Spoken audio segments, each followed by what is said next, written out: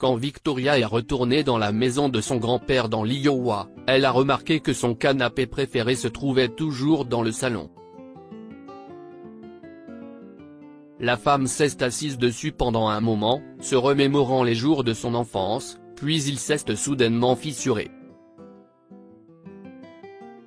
Ce qu'elle a découvert à l'intérieur a changé toute sa vie. La mère de Victoria, Ella, l'a abandonnée à un jeune âge et a déménagé à New York avec son amant parce qu'elle en avait assez de vivre dans la pauvreté.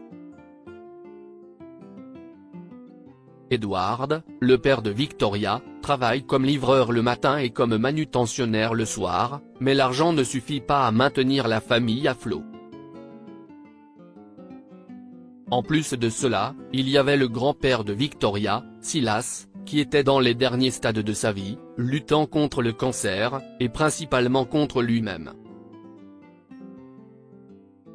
Ella a donc trouvé un moyen facile de sortir de sa misère en déménageant de l'Iowa à New York avec son petit ami. Lire aussi, une jeune fille se souvient qu'elle a été adoptée contre son gré. On m'a demandé de dire que j'étais orpheline et Victoria avait 15 ans à l'époque. L'adolescente s'était à peine remise de la fugue de sa mère que son père est décédé dans un tragique accident quelques mois plus tard, la laissant seule avec Silas. Ella a rendu visite à Victoria et lui a parlé au téléphone après la mort d'Edward, mais Silas n'a pas apprécié. Il ne l'avait jamais aimée au départ, mais après qu'elle les ait quittés, il la détestait encore plus. Cependant, lorsque Silas est parti pour sa demeure céleste un an plus tard, cela a obligé Victoria à déménager dans la maison de sa mère à New York. Dave, le soi-disant amant d'Ella, ne l'aimait clairement pas, et Victoria ne l'admirait pas non plus. En raison de leurs fréquents conflits, des problèmes sont apparus dans leur foyer au fil du temps, et Dave a fini par partir. La relation entre Ella et Victoria se dégrade encore plus après cela, car Dave dit à Ella qu'il la quitte parce qu'il déteste Victoria et son attitude odieuse. Au début, Ella a réussi à survivre avec l'argent qui restait de ce que son petit ami lui avait offert, et elle n'a donc pas lésiné sur les cadeaux coûteux au début. Si est ainsi qu'ils se sont débrouillés pendant environ 6 mois. Ella traînait toujours quelque chose au mont-de-piété, et elle ne semblait pas se soucier de trouver un emploi ou de planifier son avenir. Elle ne voulait pas travailler, alors quand elle a épuisé ses économies, elle est sortie et a trouvé un autre homme. Fatiguée de vivre une vie misérable avec sa mère, Victoria a demandé des bourses d'études et s'est retrouvée à l'université de New York, où elle a rencontré Kevin. Ils se sont connus en travaillant à temps partiel dans le même café, et leur amitié s'est rapidement transformée en amour.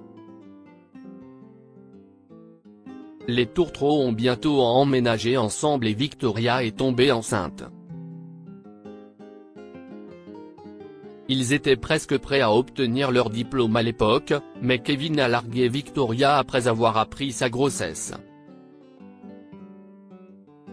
Victoria retourne chez sa mère pour lui demander de l'aide, mais celle-ci refuse de l'aider.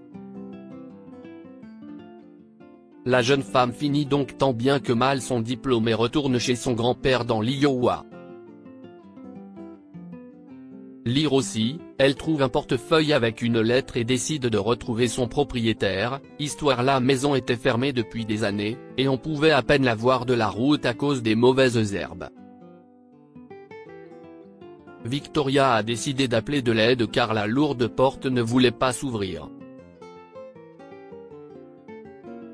Heureusement, son regard était porté sur un jeune homme qui coupait du bois dans la cour voisine. « Eh, vous pouvez m'aider ?» a crié Victoria depuis le pas de sa porte. L'homme lève les yeux du bois et lui sourit. « Bien sûr », a-t-il répondu. « Je serai là dans 2 minutes. » Victoria a remarqué que l'homme boitait beaucoup, alors elle a couru vers lui. Je suis désolé de vous avoir dérangé. Je devrais probablement appeler quelqu'un d'autre. Comme elle s'approchait, il pouvait la voir clairement. « Victoria, si est-ce toi ?» s'est-il exclamé, surpris. « Que fais-tu ici ?» Victoria le regarda, perplexe car elle ne le reconnaissait pas. « Je suis désolé, mais est-ce que je te connais ? » « Bien sûr », répond l'homme avec un large sourire. « Tu te souviens que nous étions amis quand nous étions enfants ? Si est moi, Tim. Oh, Tim. Je suis désolé de ne pas t'avoir reconnu. Tu as tellement changé. Tu étais si grassouillet à l'adolescence et regarde-toi maintenant. Je suppose que si est le travail qui te rend comme ça, dit-elle en plaisantant. Mais comment as-tu atterri ici ? Eh bien, si est toute une histoire. Pourrais-tu m'aider à ouvrir la porte d'abord ? Dit-elle. Passez-moi les outils, je les porterai, ajouta-t-elle en remarquant qu'il boitait. Avec l'aide de ces outils, en 5 minutes, Timothy parvient à jongler avec la porte rouillée pour l'ouvrir. Waouh, il doit y avoir des fantômes là-dedans. Regarde toute la poussière et les toiles d'araignée qu'il y a. Laisse-moi t'aider à nettoyer. Victoria a refusé, insistant sur le fait qu'elle nettoierait la maison elle-même, mais Timothy l'a persuadée, et il leur a fallu près de 3 heures pour dépoussiérer correctement toute la maison. Pendant ce temps, Victoria a raconté comment elle s'était retrouvée dans l'Iowa après que son petit ami et sa mère l'aient abandonnée. Ensuite, il était temps de nettoyer le canapé de Silas, qui était magnifiquement orné d'un drap blanc poussiéreux et de nombreuses toiles d'araignée dans le salon. Lire aussi, elle écrit une lettre de remerciement à celle qui a détruit sa famille, histoire du jour vous savez, ce canapé signifiait beaucoup pour grand-père, a expliqué Victoria à Timothy, et il en prenait soin comme si c'était la prunelle de ses yeux. Ce canapé aux accoudoirs fissurés a traversé 3 générations, et j'espère qu'il traversera la 4e. Elle a posé la main sur son baby bump. Mais avant cela, il a besoin d'être nettoyé, a répondu Timothy. Alors pousse-toi, tu as déjà beaucoup aidé pour le nettoyage, et autant de poussière est mauvaise pour ton bébé. Pendant que Timothy nettoie le canapé, Victoria continue son histoire de canapé. J'essayais souvent de sauter dessus pour tester ses ressorts arrière, mais grand-père me criait alors, « Victoria, enlève tes os maigres du canapé. Ah, il me manque tellement. Eh bien, maintenant qu'il est propre, tu peux au moins t'asseoir ici pendant un moment et te reposer, » dit Timothy après avoir nettoyé le canapé.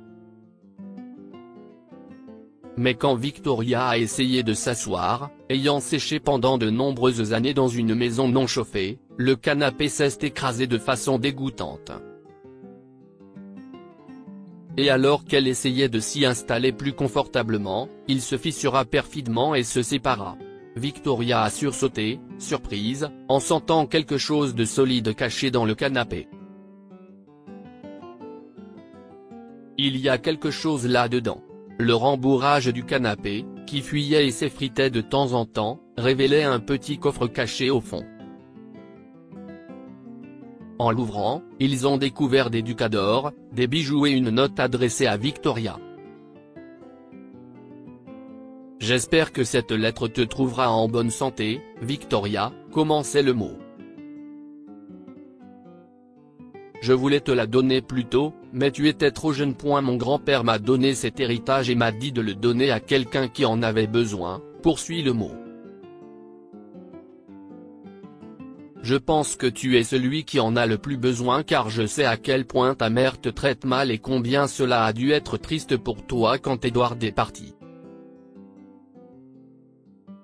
J'espère que cela te sera utile. Je t'aime, Silas. Eh bien, waouh, maintenant si est un sacré sofa. Timothy a dit pensivement, en se grattant l'arrière de sa tête. Cependant, Victoria ne peut s'empêcher de pleurer. Grâce à son grand-père, sa vie a changé pour le mieux après avoir découvert le coffre. Elle a vendu certains des trésors et utilisé le produit de la vente pour rénover sa maison, et elle a utilisé une partie de l'argent pour construire une nouvelle chambre pour son bébé. Lire aussi, un frère et une sœur adoptés se retrouvent après s'être cherchés pendant 10 ans. Timothy était à ses côtés à tout moment, l'aidant à trouver des charpentiers pour la maison, l'accompagnant à ses rendez-vous et lui rendant visite le week-end, afin qu'elle ne se sente pas exclue. Quelques mois plus tard, Victoria a accouché d'un petit garçon en bonne santé. Timothy l'a aidé à s'occuper du bébé, et ils sont devenus progressivement proches. Bientôt, l'homme a demandé Victoria en mariage, et celle-ci a accepté avec joie. Enfin, sa famille est complète. Elle avait un mari qui la chérissait, un enfant adorable, et la bénédiction de leur grand-père sur le canapé dont elle avait hérité. Heureusement, son canapé les a aidés au point qu'ils ont pu démarrer une petite entreprise ensemble avec l'argent qu'il avait économisé en vendant les bijoux. Que pouvons-nous apprendre de cette histoire? Il y a un délai dans le tribunal de Dieu mais pas de déni. Victoria a dû traverser beaucoup d'épreuves au départ, mais tout s'est arrangé à la fin. Les correspondances sont faites dans le ciel. La relation de Kevin et Victoria n'a pas fonctionné parce qu'elle était destinée à se retrouver avec Timothy. Partagez cette histoire avec vos amis. Elle pourrait égayer leur journée et les inspirer. Si vous avez aimé cette histoire, vous aimerez peut-être celle de cette jeune orpheline qui a trouvé une enveloppe à l'intérieur d'une poussette d'occasion qu'elle a achetée. Apparemment, cela a changé sa vie pour toujours. Abonnez-vous à Mon Mama sur Google News.